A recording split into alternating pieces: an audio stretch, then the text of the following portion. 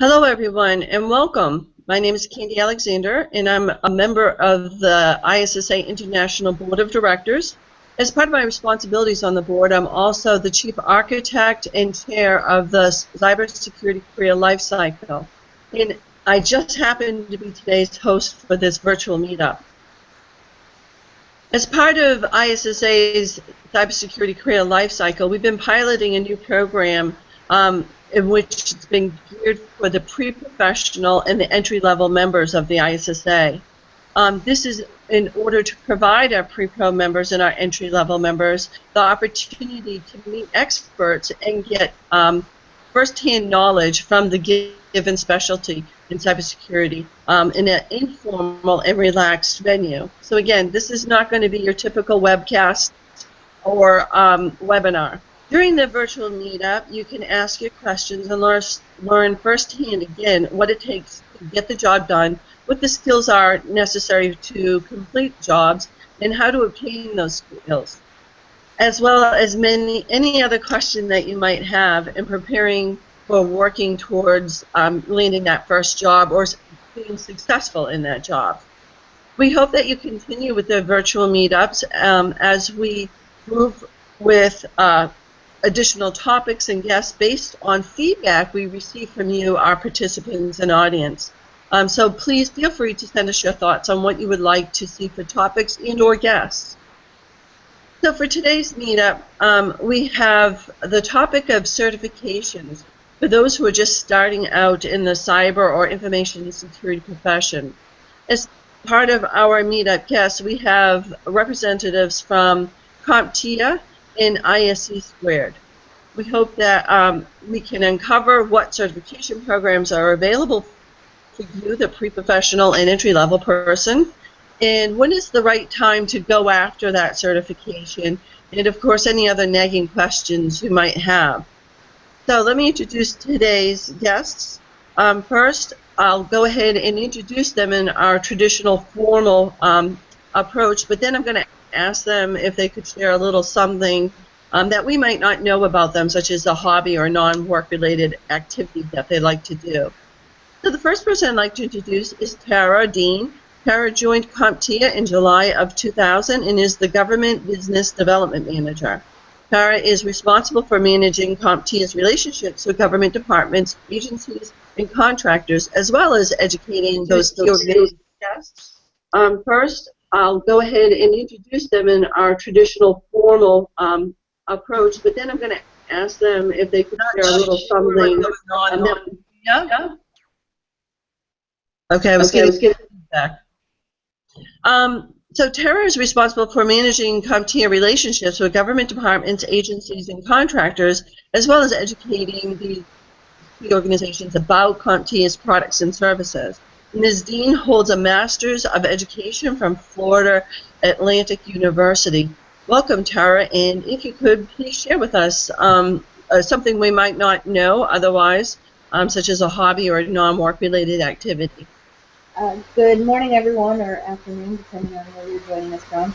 I've been with CompTIA 15 years, and although I've been working in the technology industry, I actually have a background in social work. So it comes in handy in my everyday world where I can sit and use those skills with my current position. And when I'm not working, I have 2 beautiful young children.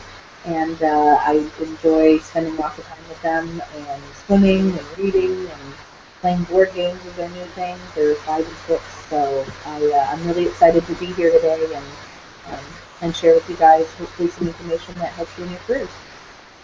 Excellent. Thank you so very much. Sounds like you have your hands full considering the position you have and then all those activities on top of the 2 little ones. So yeah. Good for you. Our next guest is David Scherer. David is the CEO for ISSA. Mr. Scherer spent 14 years with the U.S. Coast Guard. He's held executive positions in the U.S. federal government and private industry. Prior to being selected as the CEO for ISSA, he was the Chief Operating Officer. He has more than 27 years of experience in IT service management, application integration, and information security. Welcome, David. And if you could, please share with us a little tidbit that we might not otherwise know. Oh, okay.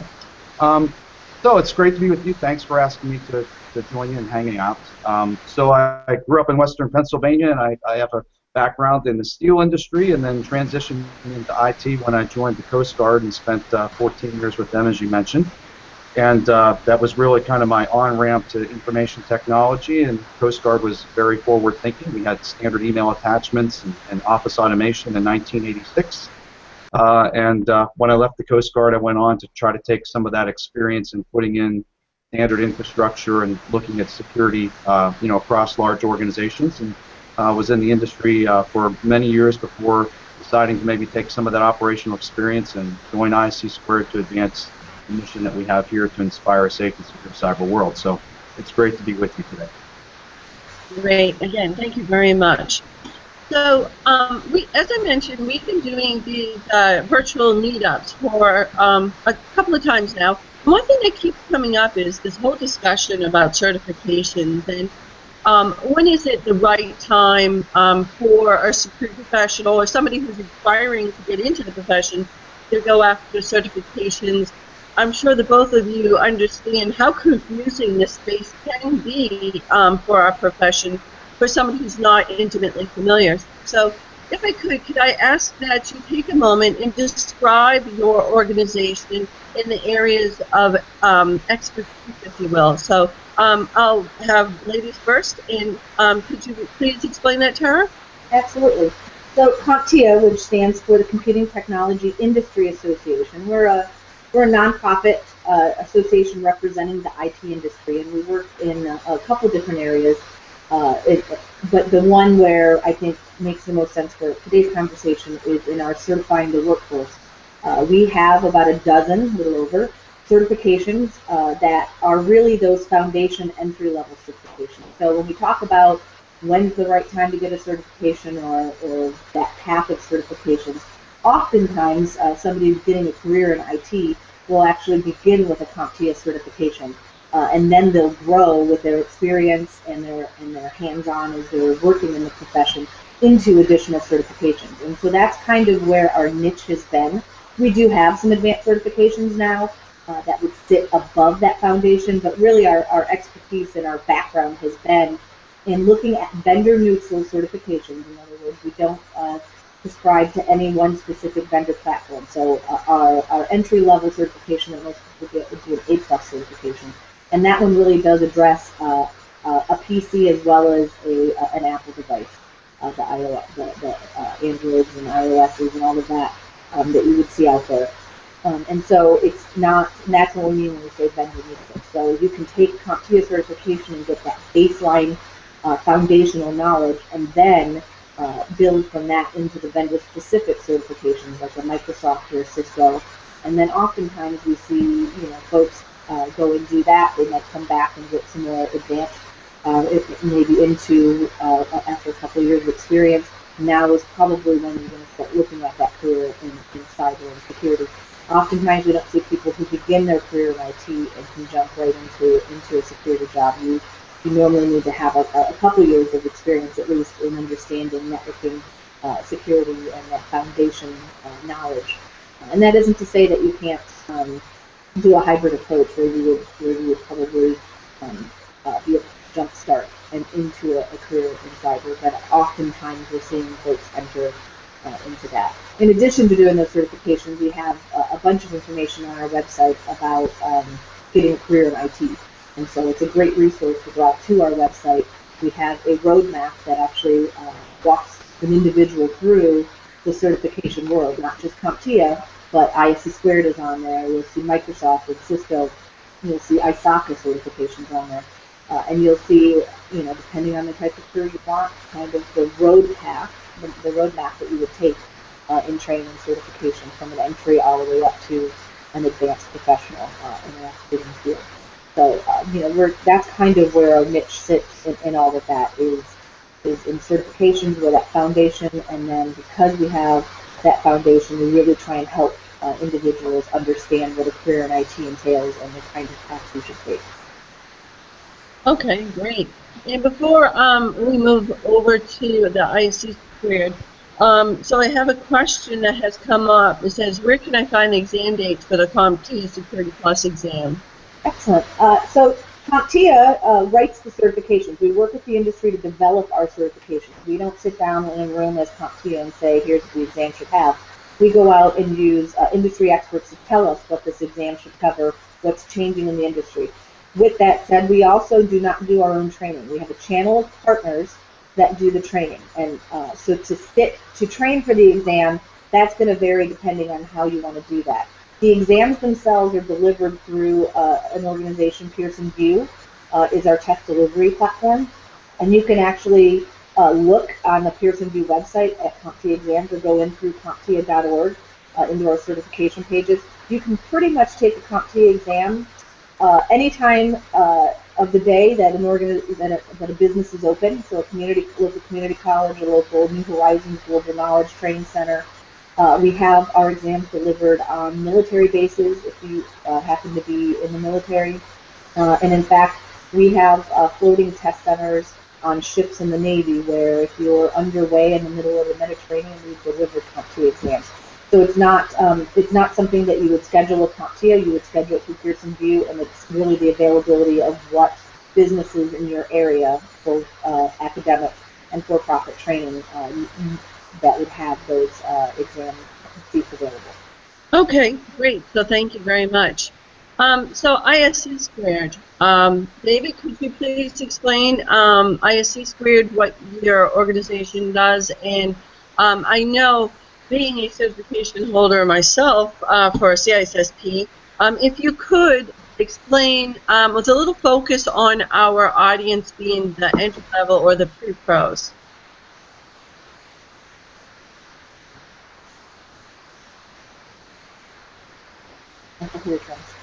David? Hi, sorry I'm back. I know.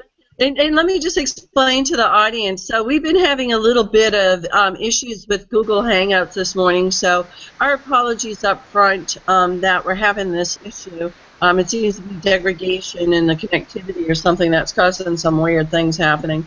So David, if you could you explain ISC squared with a little bit of a focus on the pre-pros or the entry level? Sure. So we really, back in 1989, approached it probably from the opposite end of the spectrum with our CISSP, and it's a very popular credential, but it's a higher end credential, and probably has dwarfed all of the other credential offerings that we have.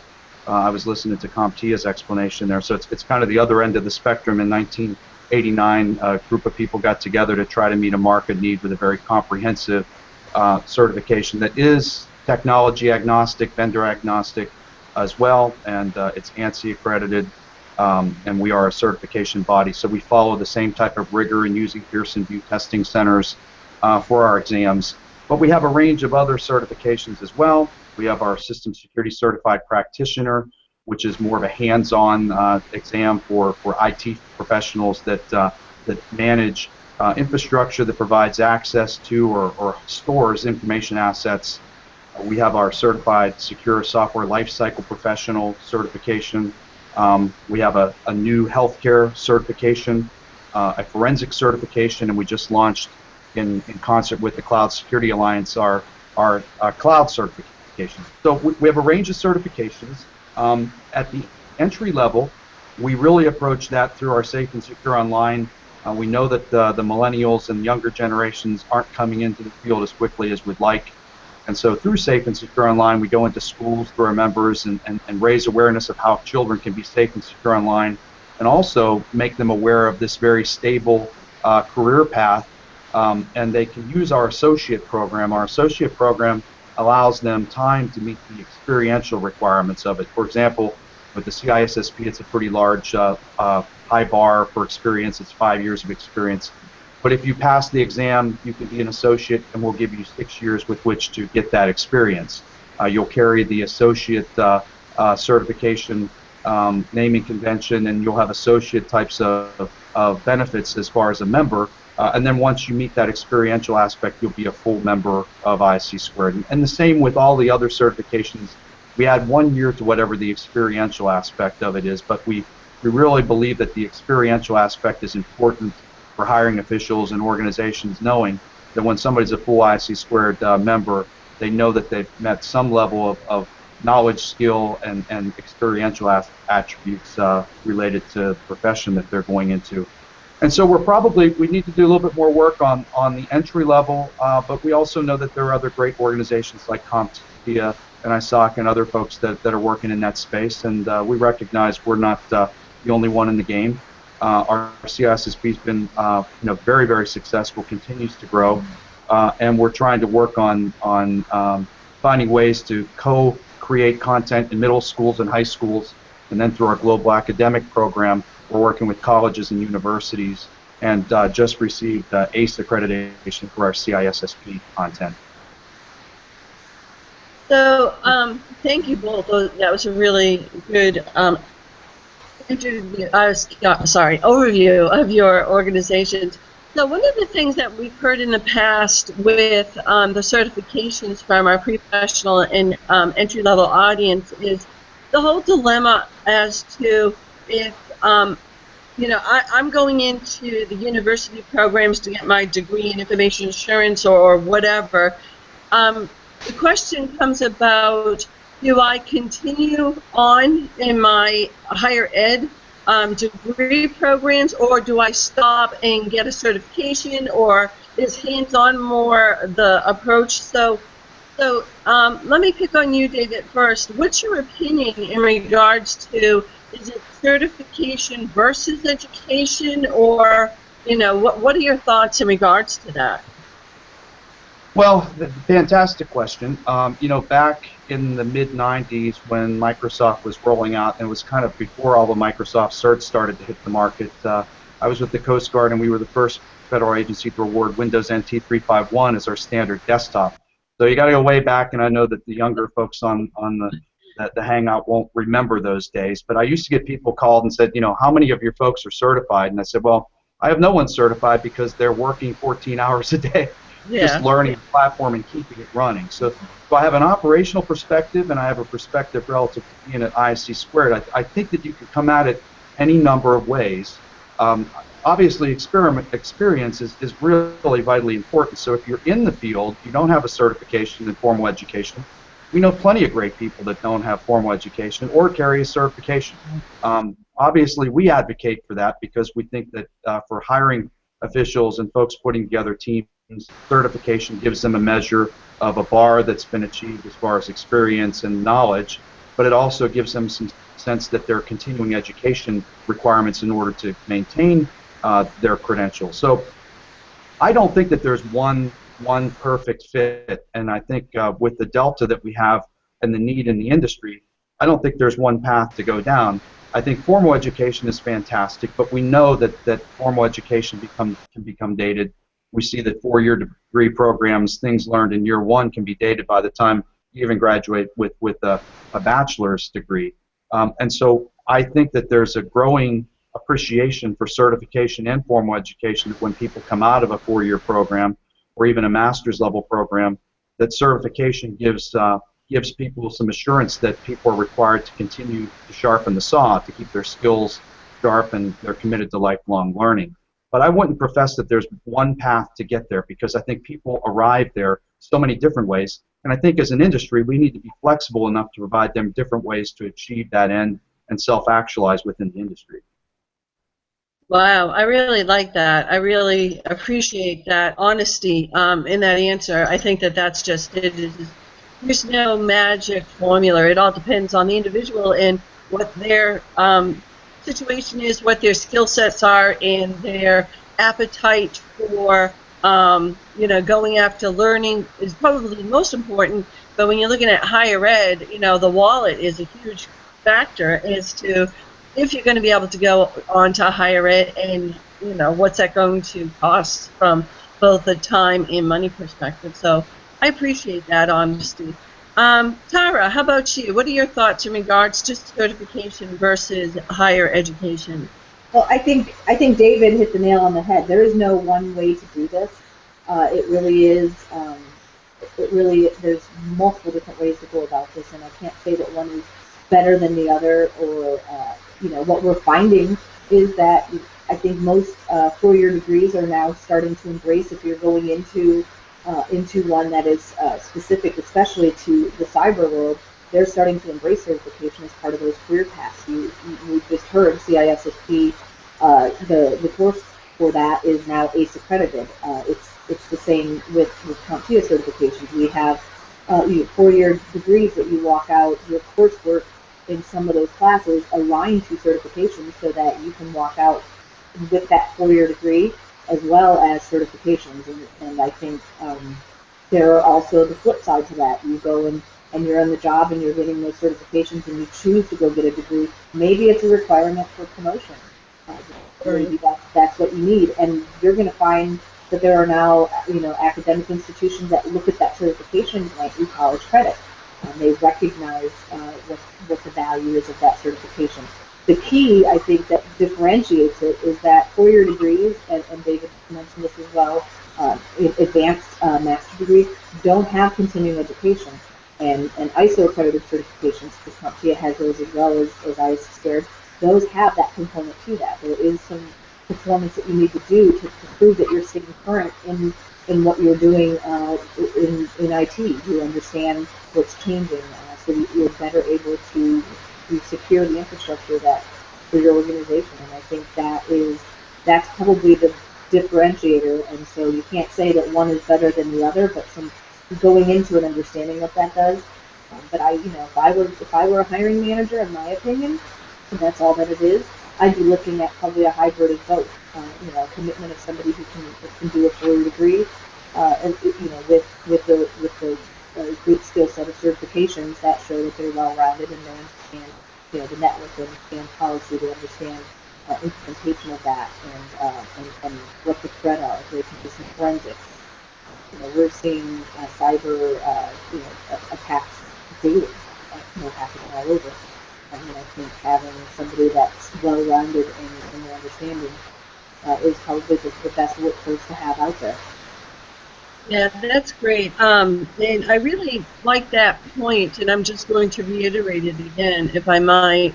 Make sure that, number one, I understood it correctly, and that we can emphasize the point being that when you go for your degree programs, it's kind of like one and done. You go in and you get your degree, and then that's that. But with the certifications, along comes with that is the need for the continuing, the credits, the CPEs, to ensure that you're staying up with technology and methodologies. So I think that that's a really good point, because this field is all about technology, and all about technology is changing. It seems like on a daily basis. So that's a really, really good point. With the CPE, you can prove that you're staying current. David, do you have anything you'd like to add to that concept? Well, I want to be, I'm not trying to dance around the issue here. This is kind of an informal, just fireside chat type of thing. I don't want to dismiss formal education, but I don't want to make it the only path. I think the more people are exposed to content, I think formal education is fantastic. But everyone can't achieve that. Through our foundation, we've awarded almost $500,000 worth of scholarships for people in cyber programs that otherwise wouldn't get there. But that tells us we could probably double, quadruple that, because we know that everyone doesn't have the means. And so that's why I think, agreeing with Tara, there are different routes people can take to get there. There are people that have no formal education, no certifications, that are highly qualified. I think the challenge there is because some people feel that certification bodies like ISSA and CompTIA are putting up barriers for entrance. I don't think either organization is attempting to do that. But there's also the hiring people that need some level of assurance that they're hiring people with skills.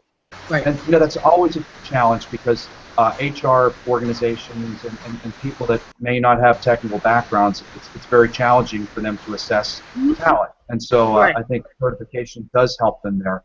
But I think we need to spend less time critiquing which is better, which cert is better, is formal education or certification better. Every day we see what's happening in the news, and we have a growing problem, and there's enough work here for all of us to do, and I think we just need to find more complementary ways to try to address this global initiative to have a sustained solution for what we're seeing in these cyber types of threats around the globe. Yeah, that's a real good point. And by no means was I trying to, you know, not show that higher ed and degree programs are important, because they most certainly are. And I think that the whole point of this conversation is that you need to continuously be learning, whether it be through a degree program, whether it be through a certification program, or whether that be, you know, through a mentoring program even. So by no means do I mean to, you know, put down the degree programs. No, Andy, I meant I didn't want my comments to be misconstrued Okay. that way. Okay. You've taken a very neutral ground on it. It's just that every time that you say, you know, when you ask a question like that, you walk into it, and you know, all of these things add value. Yes. And Yeah. you know, I think the point is that people can get there from any number of different ways. Absolutely. That is exactly the point. All of this adds value, and it makes for a fully rounded professional, and that, at the end of the day, is what I think we all want. So to that point, I'm going to turn to, we have a question from the audience, and I'm going to read it verbatim, and then we'll throw that out there, and I'll put this up for a toss-up, whoever would like to take it first. It reads, I am trying to enter the IT security career field. I have earned a BS in cybersecurity from ITT and have become CompTIA Network Plus and Security Plus certified. I do not have experience in IT. What kind of job title should I be looking for? Anyone? So this is CompTIA. You're sitting with a couple of CompTIA certifications. Chances are you're going to probably be looking at roles in network administration, that sort of level of position. With that said, it might be worth your time to volunteer if it's at all feasible in a couple of places, doing some free work to get some great references. You know, working in an internship kind of situation. I don't know what ITT makes available to you, but network administration, security engineer, that sort of job title, network engineer, those would probably be the type of positions I would be looking at, and something that would obviously have the lower end of years experience. Okay. Just getting into it. Yep. And David, do you want to weigh in on that? Well, yeah, I think you know, having had at this point in my career probably close to a couple thousand IT people work for me in different capacities, I know that they changed their focus. So, you know, the question, I'm not sure when he received the CompTIA network-focused certification relative to completing the cybersecurity program, but I would go back with another question to say, completing that 4-year program, at the end of that process, is network still their focus, or are there other things like, you know, secure software development, or are they focused on other areas that maybe through their college curriculum change their focus area, which may take them down a different path? And then based on that response back, you know, I could probably elaborate a little further on some recommendations of the types of jobs they might try to target. Okay, great. So I'm going to read another one, and then I will address it and then throw it out to the both of you. So the next one reads, what entry-level certification would I pursue if I were interested in either penetration testing or cloud security career options? So let me just say that for today's virtual meetup, we did invite Sans, who sent an apology message this morning that something had come up and they were not able to participate. So perhaps we can bring them back in the future. And we had also invited ISSA to participate participate, and they were not able to get a panelist in time. So our apologies for that. But that being said, I would say that this has come up in the past. So when we look at our profession, and one of the things that we have identified in our cybersecurity career life cycle is a stepping stone process or methodology for getting into our profession. And one of the challenges is that we're getting a lot of pre-professionals and entry-level people who would like to jump right into penetration testing or into cloud security. And it's somewhat of a challenge because that takes a lot of prep work in order to get into that area of specialty. So what would you, David, or Tara say to somebody who's interested in getting right into that? What would their options be? Well, ladies, Tara, I don't want to jump in, but by all means. I mean, I can only speak to a little bit of what CompTIA has around cloud, and I think your experience level by all means is here. okay, so I would probably, obviously we just launched our cloud certification with the Cloud Security Alliance. Mm-hmm. But there's always things here to tease out. So when we talk about pen testing, it depends where the individual is at. Some people want to jump just to the tools and get the deep, right. Type of specific training. Just my experience within the profession is that it's always good to have a more comprehensive view and then drill down into more detail. So there would be two things that I would recommend if they, if I was steering them to ISC squared, which I'm obviously biased. We have two certifications that I think would be relevant to that individual, and that would be our Systems Security Certified Practitioner. That's a great credential for hands-on, and it would give them a comprehensive, kind of a hands-on IT professional. And an exam that's going to test them on the retention that they have in their preparation for that. The cloud cert that's now we're offering, that seminars have launched and exams have started this month. That's a great one. I just think that we probably need a little deeper conversation with the individual to make sure we'd have a tailored approach. Because the thing is when you go into cloud, you're extending your perimeter security out into data centers where those cloud providers operate. There are all kinds of different permutations of what you're allowed to pen test in, what levels of access they're going to give you, the isolation points that they have in their data center, what that means relative to your perimeter security. And so, I think the combination of those two certs would be fantastic. But if they're just getting started, it would really, I'd really want to, sit down and talk with the person maybe a little bit further to see if there's a little more tailored approach that we could take with them. Right.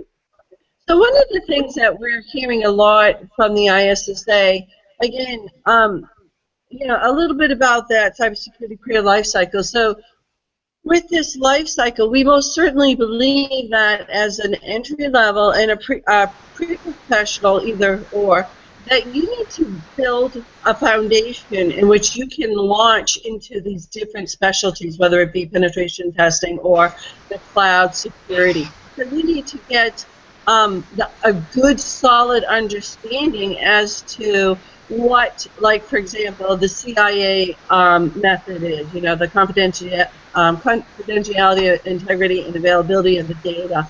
Looking at, the importance and the fundamentals of access controls and so on and so forth. So again, that whole approach that you start with the pre-pro, then entry level, you're gaining information and you're doing building blocks most certainly on top of each other, and then you get to a certain stage in your career where you've mastered the fundamentals of information security. Now you're ready to understand what exactly is penetration testing, and is that really something you want to get into? Again, I mentioned SANS. I know SANS is heavily focused in that area, as well as others, such as the ethical hacker. So there's a lot of options, but I strongly encourage our pre-professionals and entry levels take your time and learn the fundamentals, because if you try to shortchange yourself, it's going to be twice as hard to figure out what the heck is this all about. Would you two agree on that approach? 100%. Yeah, I definitely agree. I'd also add, put a plug in for another organization. You know, the Cloud Security Alliance has a certificate of cloud security knowledge, which is a Okay. test that they can take online, and it's a very broad touch on, you know, basically the fundamentals of cloud security. So that would be something that, you know, they might want to look at. Yeah. Obviously, we've teamed with the Cloud Security Alliance that, you know, having that certificate would pass for the experiential aspect of our certification for our certified cloud security professional. But it allows them to test the water and even decide if going for a more advanced cloud degree makes sense to them. And it may allow them to focus in on, you know, what areas of expertise they want to dive into relative to pen testing. But with the almost ubiquitous nature of cloud services, pen testing is going to have to take into consideration on-prem and cloud types of solutions. And so that's going to add some complexity for what they need to be trained on. Well, I think one thing that's really missing, and perhaps it's stating the obvious to us, but I think it's worth being said, is that the whole reason why we have certification programs and or certificate programs, for that matter, is to be able to prove that you have a certain baseline knowledge of understanding of a certain topic area. And that's why it's so critical that you do approach this from a building block perspective, that you have your foundation of you know, general concepts and methodologies, and then you go after, you know, the specialty areas to prove that you do in fact have that knowledge and you know, skill set. So let's take a moment and now let's go down the road of employment.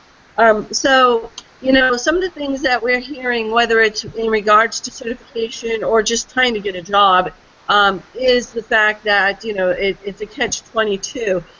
We have a lot of our pre-pro and entry-level folks that go through degree programs and then they go to try and find a job and they can't because they need to have that hands-on experience. Or, like you had mentioned, David, you know, this whole quandary in regards to the CISSP, where you needed to have 5 years experience before you're qualified to be a CISSP. So, first off, what recommendations do you have for our participants, our listeners today, on getting that experience, and or if after becoming certified, whether it be with Security Plus or the associate CISSP, does that make you more marketable and or employable? So that's a two-part question.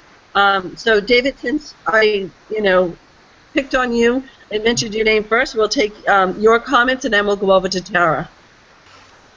Well, I would certainly encourage people that are in four-year degree programs to look at internships. It's absolutely that they should be actively, aggressively trying to pursue those because, first of all, it gives you some hands-on experience.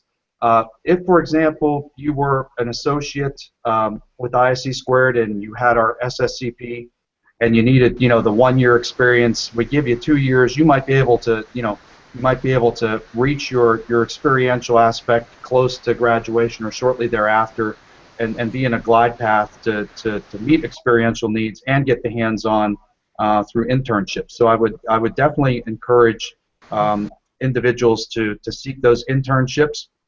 It's a great way to get to learn companies, and many interns end up picking up jobs on a full-time basis after a couple years of showing that they can deliver for an employer. Right. Relative to the marketability of certification, you know, we do surveys through our global academic, our global information security workforce study. That's a biannual study. Yep. We see that people that hold our certification are more marketable and command higher salaries. I suspect we're not alone in that. I suspect our our friends in other organizations like CompTIA and the others that are in the business see similar things. So I think there's data out there that clearly demonstrates that certification ends up being a door opener and can actually have a monetary benefit to members relative to income. And so, you know, I think that's another compelling reason why they should consider certification, whether it's through formal education or they've gotten the experience on the job and they just want to add certification to the experiential aspect of someone that doesn't have formal education but has many, many years of experience. Good point. And Tara? I was going to just build, kind of build off of that. I mean, David is 100% accurate. If you have the opportunity to get into an internship, an apprenticeship type of program where you can get that hands-on experience, then by all means take it. Seek out those opportunities. Look for a charity in that's looking for some assistance and offer your time. Build that into a resume. There are opportunities out there. If it's possible, I fully understand that not everyone has. Most people don't have that luxury of just doing that. But if you're trying to get into an industry and you're struggling with trying to prove experience, make sure you're documenting those types of opportunities that you're doing. You're getting letters from those types of maybe donated time that you're offering that can show that you have some experience. Everybody has experience. It's just how portable are you able to show and demonstrate that. Is it a project that you've worked on with a professor?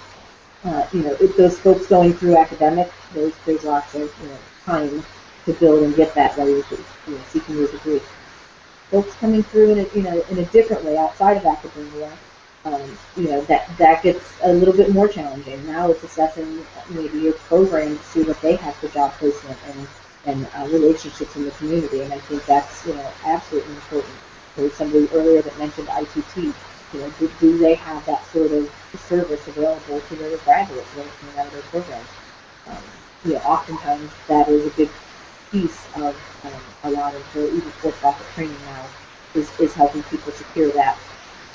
Don't be afraid to take the low-level job just to gain that experience and get your foot in the door someplace.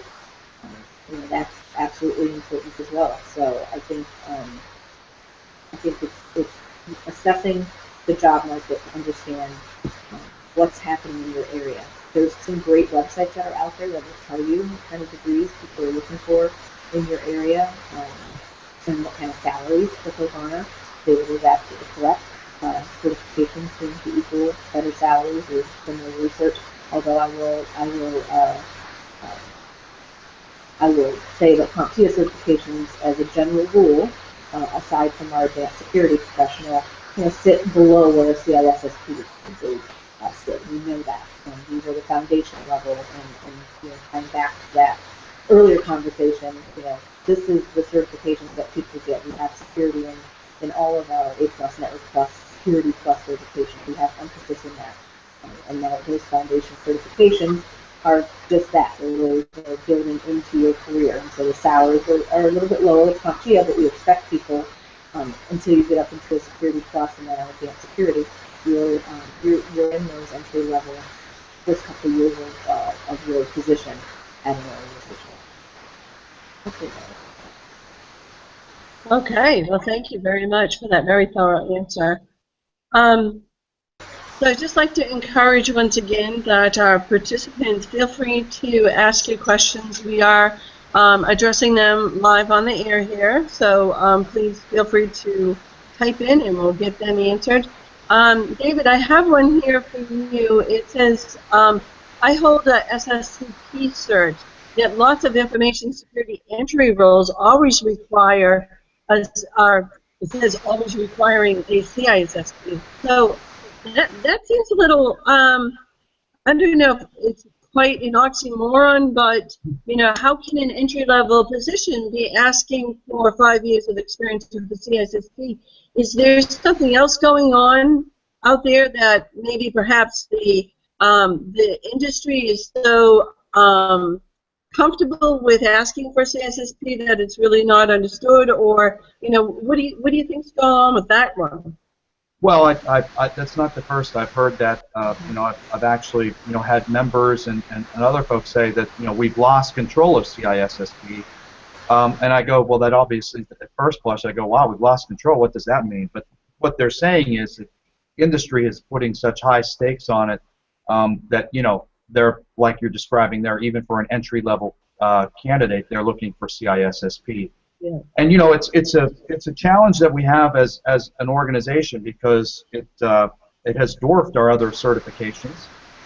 And you know, we believe that as a security program or a cybersecurity program matures, there are other specialty areas that you need to be considering, like cloud healthcare if you're in healthcare, forensics if you're in law enforcement.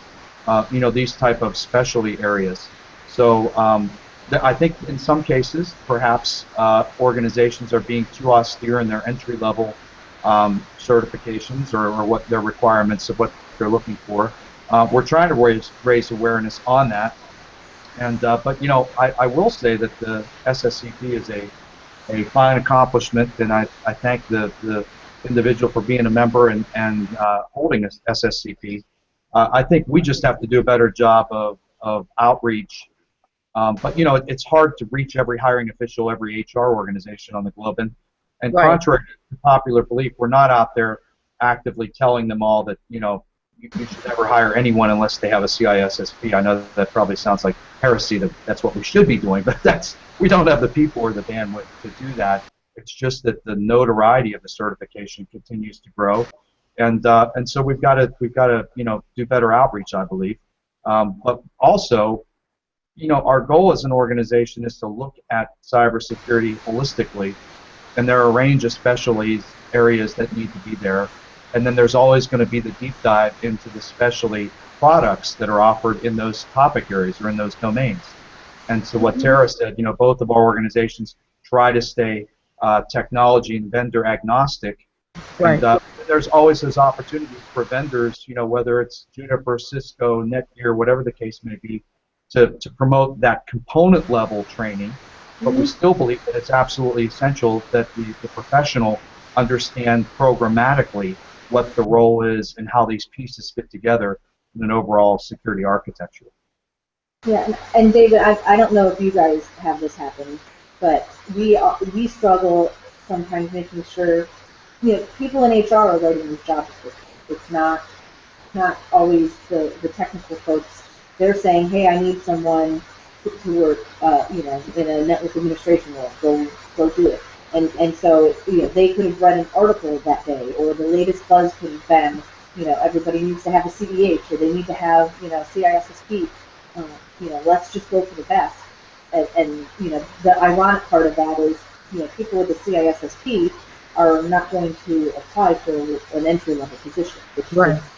you know, they realize the value that they're holding in that certification. And so I think some of the challenge that we have at CompTIA even is educating HR and understanding the role, you know, the role that certification plays, and how, you know, how the world of certification looks.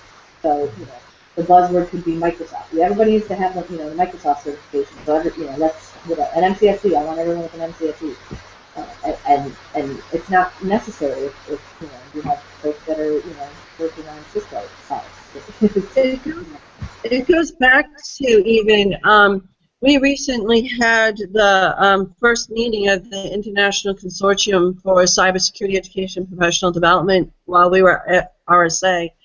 And we had, like organizations, and we had representation from both of your groups, in addition to others, and it really came down to that. That's one of the challenges we're seeing, is that the business and community doesn't fully understand our profession and or understand what level of individual is necessary to accomplish a certain job. And I think that it's a shame, and a shame on us type of approach, that we have these entry-level folks and the pre-professionals that are suffering the consequences. I mean, perfect example, we have an individual here that has the appropriate level certification for her career stage of her career life cycle, but yet she's expected to have something much higher. It goes back to what somebody had said during that meeting at RSA. It's kind of like, businesses want to have a brain surgeon, yet they only want to pay for an EMT, and the job is really only putting Band-Aids on. So, I think, might I offer first, to our listeners that we understand that this is an issue as a profession, and all of our organizations are working to improve that situation.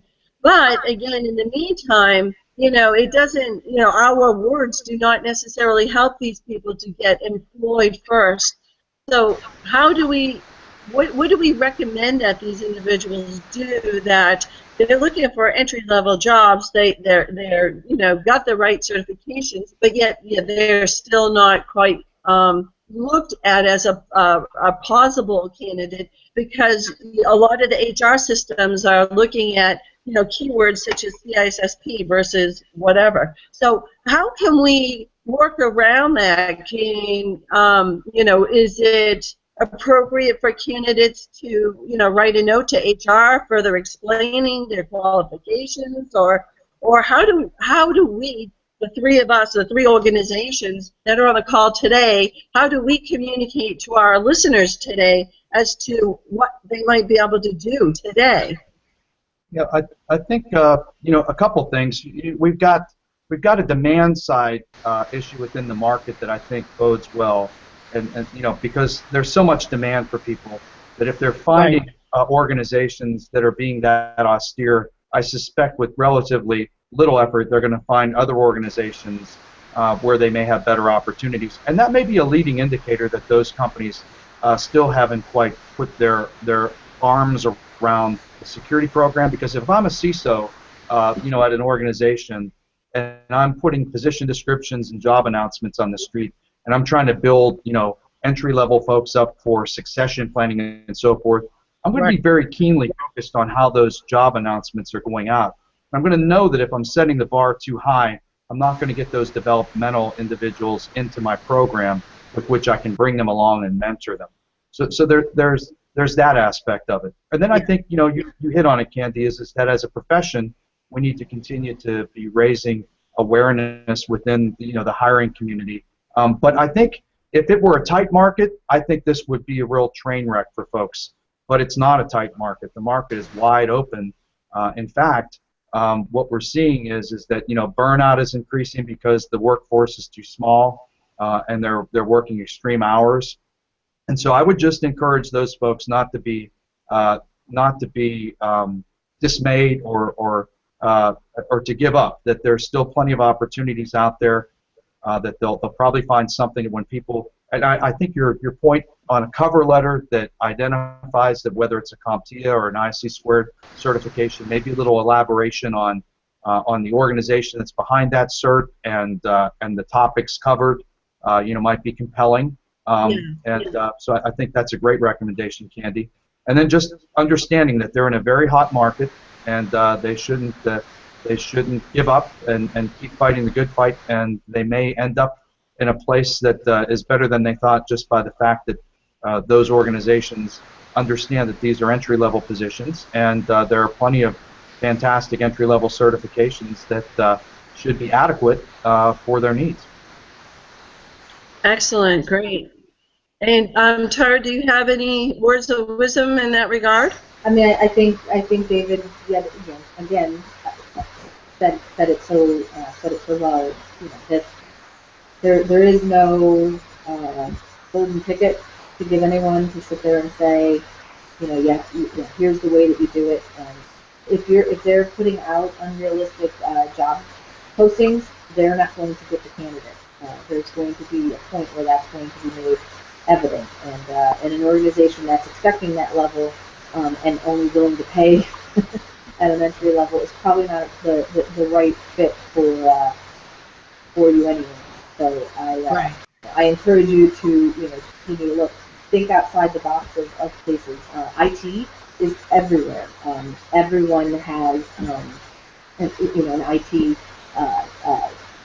infrastructure now within the organization. So look at healthcare, look at finance, look at charities, look at churches, look at traditional businesses, retail.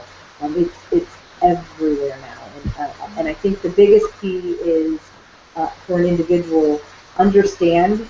If you know where you're living, understand the types of positions that are really available. I know there's been some questions about trying to figure out which additional certifications to pursue. I think that is 100% what you should be looking at.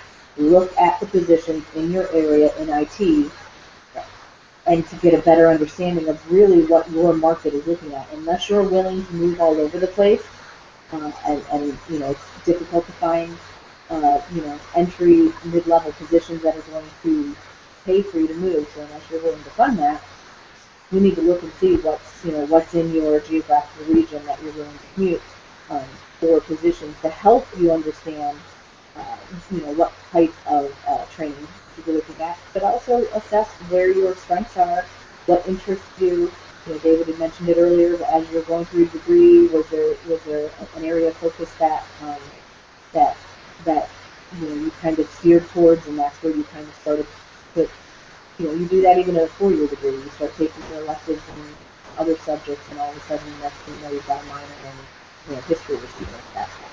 It's the same thing in an IT. Are you really into the pen testing? Are you really into setting up the networks and working on that infrastructure with databases? I think that's key. All right. So we have a couple of additional questions, and they seem to be really good ones. So I'm sure it's going to generate some discussion here. So the first one, I have CompTIA Net Plus and Security Plus. I am planning my next certification area of study. Currently, I am unaware if I should focus on a more foundational skills such as networks with a focus on CCNet and CCNA, or another security specific such as CEH, or any thoughts? I guess it kind of goes back to my last comment. What are employers looking for? Are you employed? What is your employer asking of you? Speak to your managers if you're already in the field, or look to see what's available to you. I don't know that there's one right answer here. If you're looking to work on Cisco platforms, then that's fantastic. If you're looking to be more into the cyber side of things, then you're going to look at a CEH certification. You've got the foundation is there now. That's that's your Network Plus and Security Plus 6, and that's now where you start to determine how some specialty areas here. So I guess it's what's available to you in the market, what's your interest, where do you feel that you're the happiest. I don't know that there's any right answer here without trying to spend it. All right, and David, do you want to weigh in on that one? No, I think she articulated it well. I think you have to still not lose sight of what makes your heart sing. I mean, they started down a path with network because everyone says the network is everything, and then we find out there's other things that sit on top of the network, and the infrastructure grows, and the order of magnitude of what we need to defend grows, the attack surface grows. And so really it's important in a hot market that the individual really try to have a sense for what they enjoy doing, because they're going to have a better career if they're doing something that they enjoy. Of course, it's always a personal, professional decision that if the higher job is X, and that's what you want to go after, if money is driving you, then that probably helps answer some of whether the next steps of what you want to do. But I've seen IT people that were in networking jump to database administration to application development.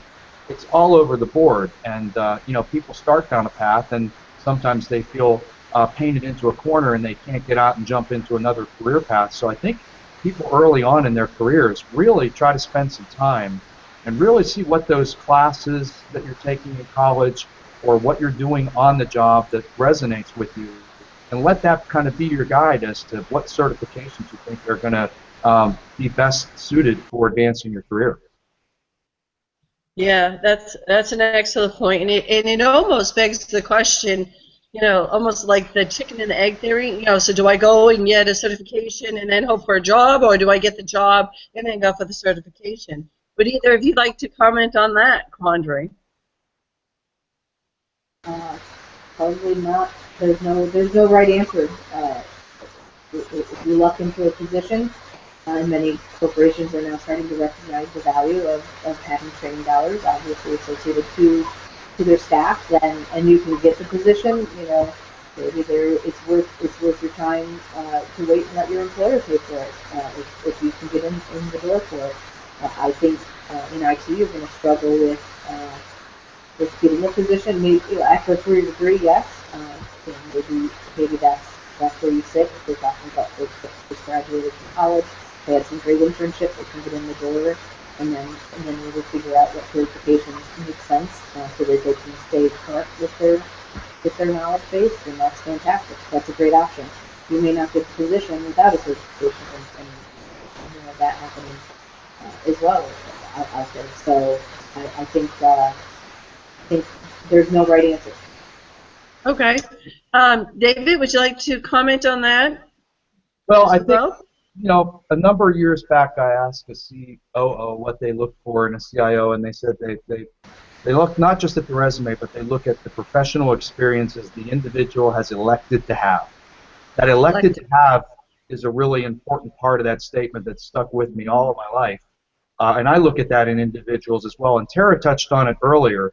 Sometimes you need to take an entry-level position. Sometimes you need the lateral. Sometimes you're going to look and say, I want to get into this hot, cybersecurity field, but I'm making more money than what this entry-level position is. But they give me some options of where I can mentor and get some hands-on training, and I might have to take less to get into the glide path of having a career there. So I think you have to look around, and the individual, we all have to take responsibility for the professional experiences we've elected to have, and understand that sometimes that means taking entry level or a position that creates a stepping stone for that next step in a new career path, and finding out what is going to give you satisfaction. But sometimes satisfaction is just knowing that you're in a stable career path, because other careers are becoming unstable. People have families and they've got to put food on the table, and cybersecurity is clearly going to be a stable profession for, looks as far as we can see, at least at this point, with the delta that we have in the profession. So sometimes I don't think that me or Tara or others are going to be able to give them an exact roadmap, because a lot of it comes down to the individual choice.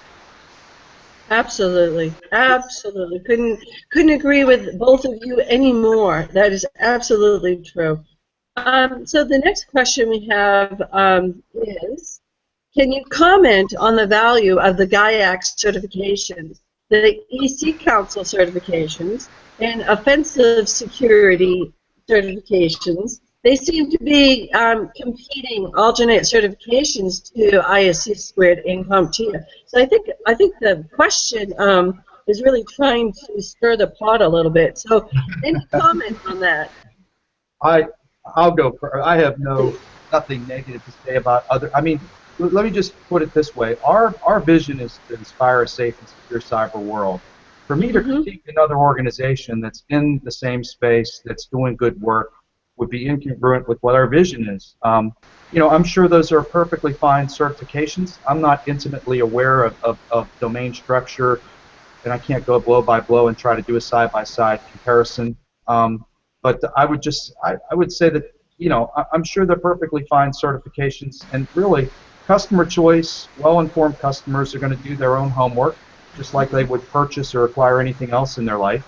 And they're going to make a decision, and if they decide to go with something other than IC squared, we're sad about that, but we respect that we're not the only game in town. Yeah, I would completely agree. I actually have regular conversations with folks at SANS Institute, with the GIAC, with folks at EC Council, and I'm actually not overly familiar, and nor do I have relationships with potential security certifications, but I've been with CompTIA for 15 years, and we all share the same sandbox, and we play very nice. We don't throw sand in each other's eyes. We realize where we complement each other, and I will tell you, I send leads over to ISSA Cleared, Steve Chichester and I. He's the sales guy there. We share. If somebody asks some questions about how to get their security plus, he sends them my way, and if I, constantly am getting questions about, their CISSP, hey Steve, can you help this guy out? I think, yes, the question might have looked to certificate a little bit, but I think you'll find that each certification is unique. You're going to do your homework. They complement each other in many instances. You can build a career path with them. There might be some overlap, but no certifications from any of these organizations would I say directly compete with the other. Like I said, they complement. You can do your homework and figure that out pretty quickly, and we all play very nice in this sandbox. Well, I can say from ISSA's perspective, and again, ISSA does not have any certifications. We're all about the security professional and supporting them and providing them with the skills and knowledge and direction that they need to be successful in their jobs and career.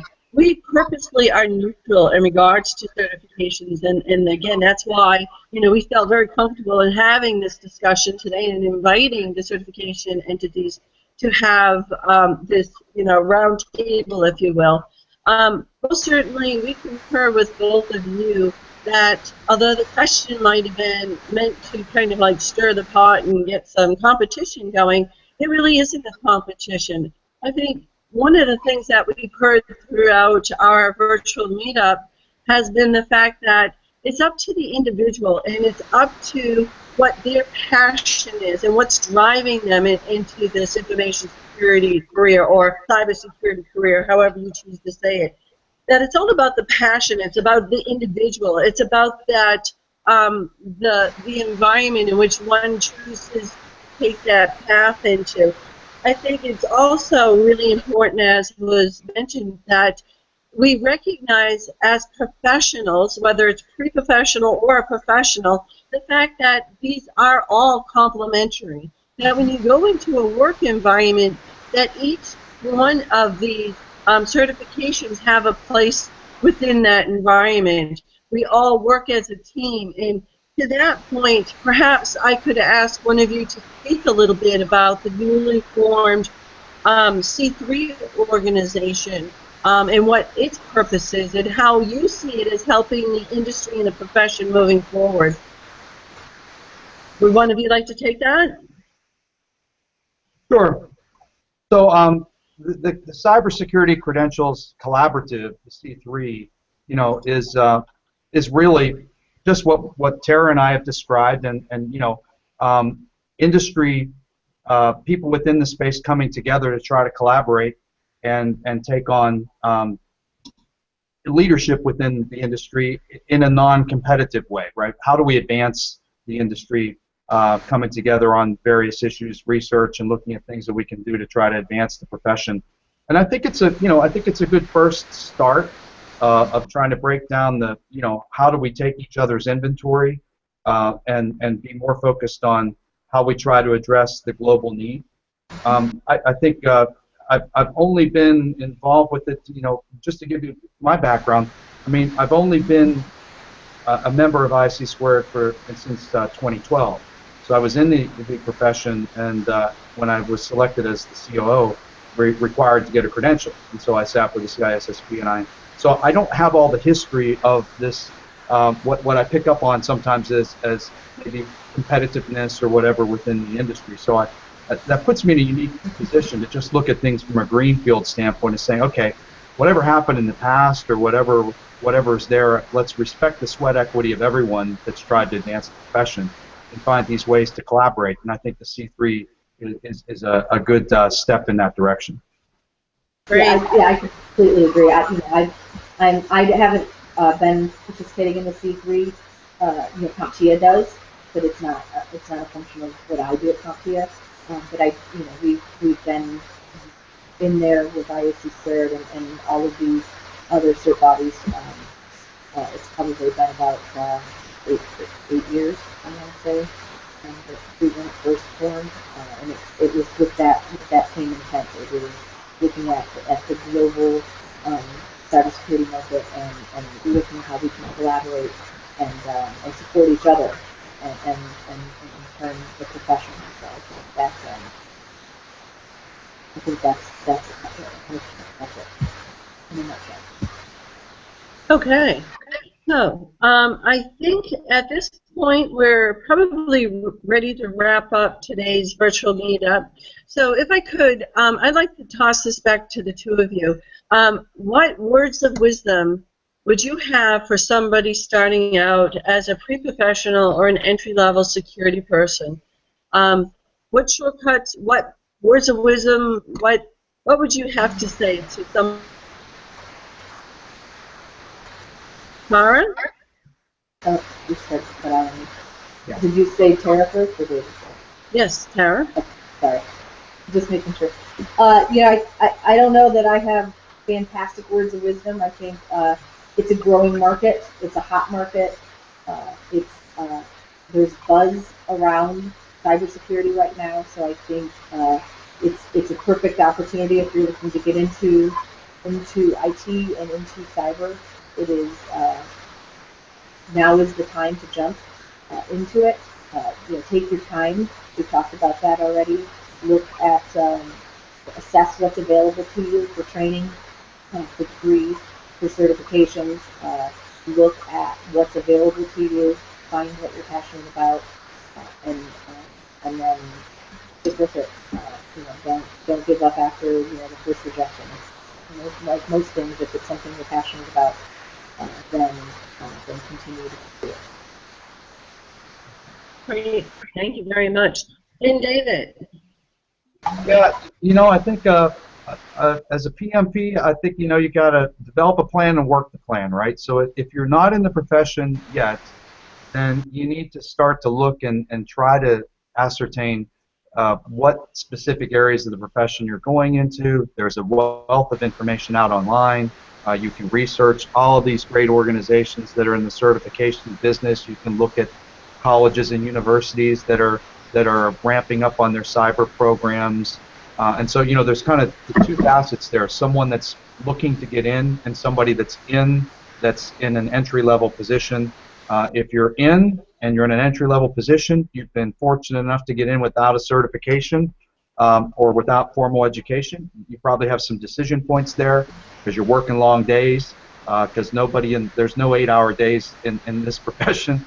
And so you're going to have to find, are you going to go down the path of saying, well, formal education is not in the cards for me, I'm going to get experience and then perhaps look at a certification, or maybe you're going to start with formal education, so you try to find a college university that you want to take up night school or weekend classes, something that's going to be flexible.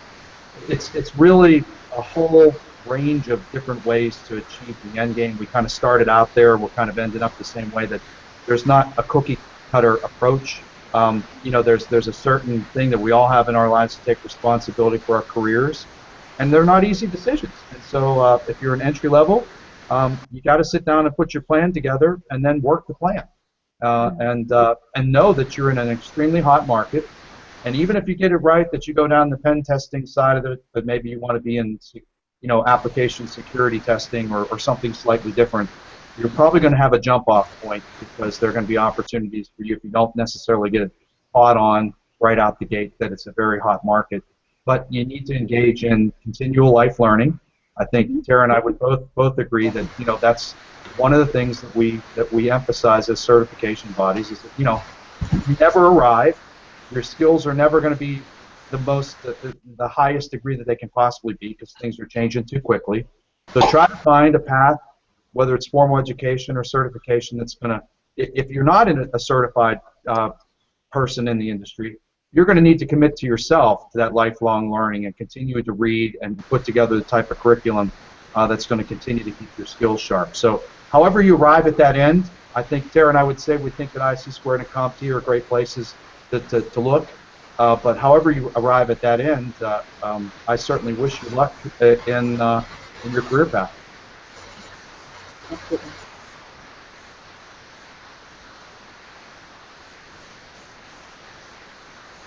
Did we lose you, Candy?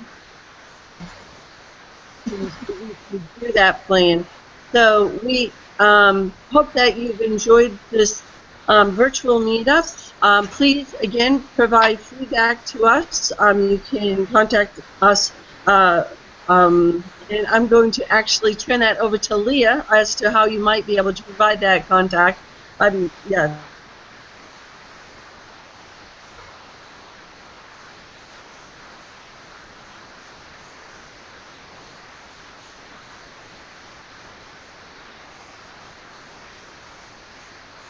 Leah, are you there? Jason, are you there?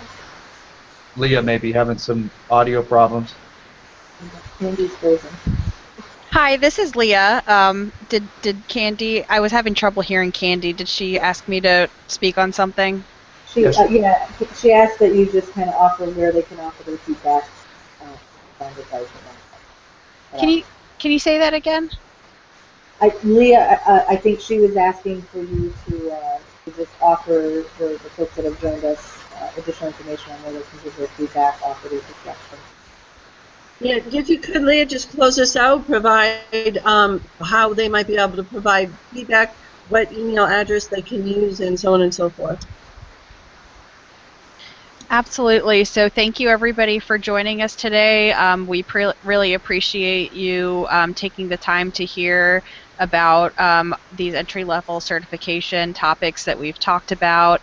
If you've registered for the meetup, we will be in touch to get some feedback from you.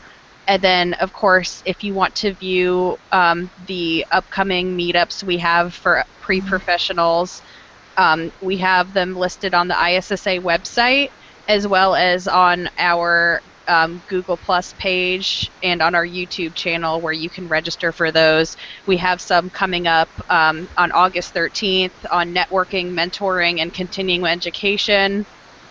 We have a September meetup for how to land your first security job. We have a November 19th meetup on a day in the life of a forensic scientist, and then December 15th is a day in the life of a network security analyst. So we hope that you'll register for those upcoming events to learn more, and we will be in touch for feedback on this meetup. I apologize that we've had a couple technical glitches today. I hope you won't hold it against us. We are hoping to get everything smoothed out, but for now, thank you guys for joining us. Thank you, David and Tara and Candy, for your participation, and that concludes today's broadcast. Thank you. Thank you. Thank you.